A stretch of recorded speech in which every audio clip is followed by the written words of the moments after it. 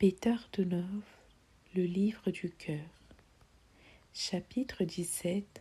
Un nouveau regard. Quand nous disons que la lumière est indispensable à l'œil humain, il faut entendre que les cellules de l'œil sont immergées dans la lumière, indispensables à leur fonction. Les yeux, reflets de l'âme, une des grandes richesses de l'être humain qui se lie et s'harmonise par eux avec le monde extérieur, facilite l'équilibre des énergies de son organisme. Quand les yeux reçoivent la lumière sans impureté et sans mélange nocif, le cerveau fonctionne mieux. L'œil droit est relié à l'esprit, le gauche au cœur ou les deux yeux à la parole. Leur forme et leur grandeur permettent de déceler les qualités et les possibilités de l'être humain dont les vertus embellissent la forme. La lumière pénètre également l'être humain intérieurement. Aussi doit-il éviter de regarder les images qui réfléchissent le négatif sur le psychisme. L'esprit ne doit pas se laisser accaparer par de vaines et stériles manifestations humaines. Chaque impression qui parvient au cerveau, par l'intermédiaire des yeux, laisse sa trace sur les lignes du visage. Chaque impression qui parvient au cerveau, par l'intermédiaire des yeux, laisse sa trace sur les lignes du visage. Ouvrez largement vos yeux à la lumière pour qu'elle puisse y pénétrer plus facilement et plus librement, car la lumière soulage et guérit. L'être humain devrait remercier constamment le Créateur de lui avoir donné et conservé les yeux avec lesquels il peut contempler la nature et prendre contact avec elle. Levez souvent votre regard vers le ciel et remerciez-le de toute votre âme pour les grands biens qui vous sont donnés. Qui que vous rencontriez, voyez en lui la présence de celui qui a créé l'univers. Voyez en tout, en tous, la présence de Dieu. Même pendant les plus grandes contradictions et les épreuves, n'oubliez pas que le principe divin travaille en vous, en tous, pour le bien. Ceci est le nouvel enseignement qui veut que tous ouvrent leur cœur et leur intellect à la grande vie et prennent conscience de la vérité mise en eux dès l'origine. Le Maître nous apprend qu'au cours de la 6e race, il se formera dans l'homme un nouveau sens perceptif, un réseau spécial grâce auquel le monde fabuleux de l'esprit lui deviendra perceptible.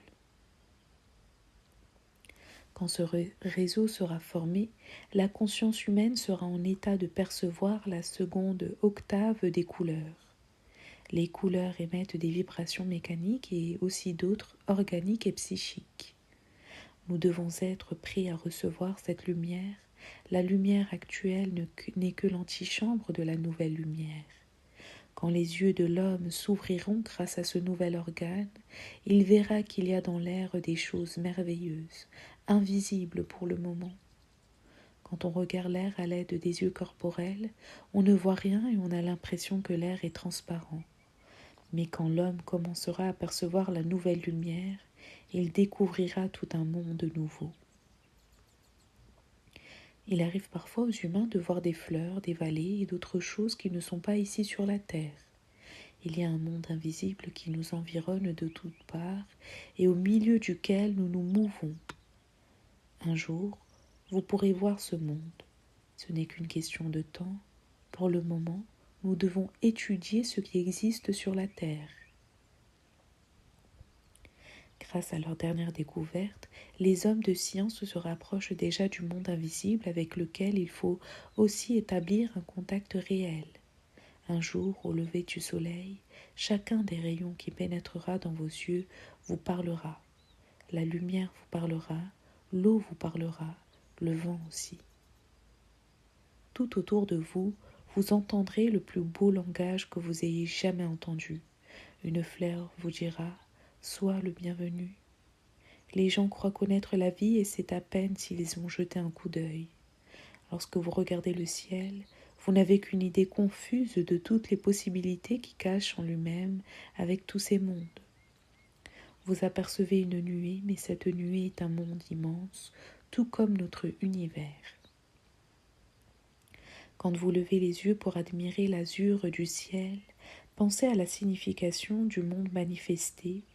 Le ciel peut vous découvrir un autre vaste monde plein de vie consciente et raisonnable, de lumière et de beauté.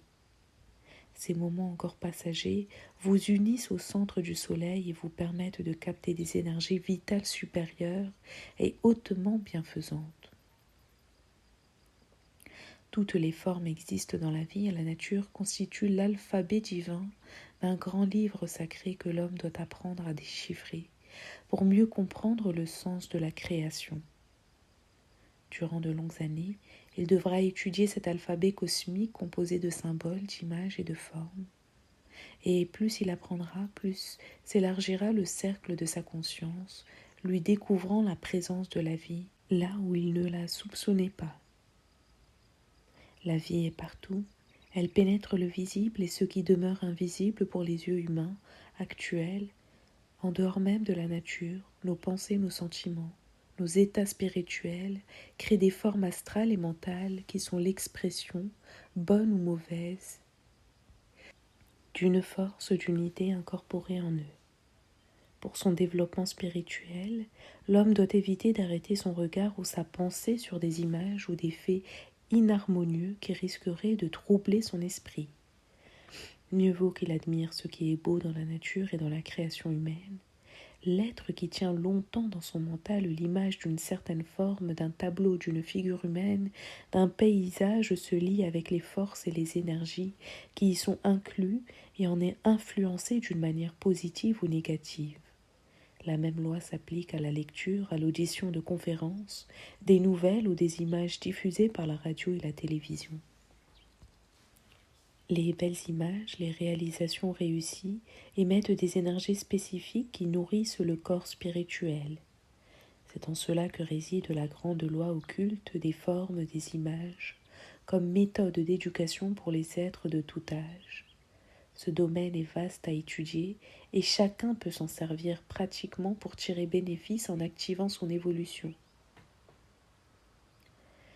Grande est aussi l'influence des sentiments et tendances esthétiques que l'homme peut cultiver en lui, et l'on trouve ici l'importance éducative de l'art véritable qui doit être l'expression d'idées élevées divines. Dans le cerveau, il existe un centre correspondant à une glande qui se nourrit de belles et harmonieuses images, soit de la nature, soit d'ouvrages humains, le bleu du ciel, les levées et couchers de soleil, les jardins fleuris, les panoramas des vallées et des montagnes, les beaux meubles, les œuvres d'art, la décoration intérieure, etc. De ce centre, le suc de la beauté est transmis à l'âme par le corps éthérique comme nourriture spirituelle. Toute belle image, toute belle couleur irradie un certain arôme que la glande du centre cérébral reçoit et transmet à l'âme. Ainsi se développant graduellement l'intuition, la conscience cosmique, l'intuition étant liée au développement du corps causal. S'il existe une correcte coordination entre le cerveau et le système nerveux sympathique, l'intuition est éveillée et l'homme devient capable de mieux saisir la vérité. Cette coordination est facilitée par le spectacle de belles images et par des pensées pures et élevées. Si vous voulez renforcer un organe de votre corps, vous devez consciemment réduire ou même arrêter temporairement le fonctionnement de quelques autres organes. Et cela ne peut se faire que par la coordination des forces, des énergies. Voulez-vous par exemple renforcer l'activité de vos yeux? Il vous faut alors diminuer provisoirement le travail de vos oreilles, car si ces deux organes fonctionnent simultanément dans toute leur acuité, ils ne peuvent pas gagner en développement. D'ailleurs, l'homme applique inconsciemment cette loi quand il veut observer minutieusement quelque chose ou exécuter un travail absorbant, il ferme ses oreilles au monde extérieur. Par contre, s'il veut saisir un bruit, goûter pleinement un air musical, il ferme les yeux. Par contre, s'il veut saisir un bruit, goûter pleinement un air musical, il ferme les yeux. Quand il veut se concentrer en lui-même, capter la voix de sa conscience, ce sont les yeux et les oreilles qu'il ferme pour mieux s'isoler.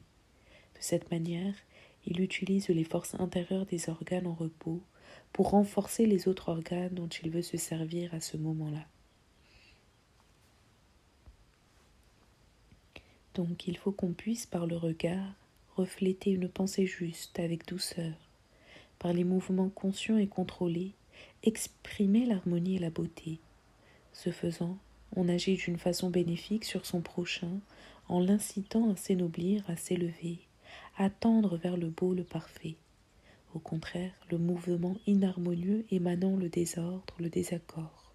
Soyez donc attentifs et délicats envers vous-même et envers les autres.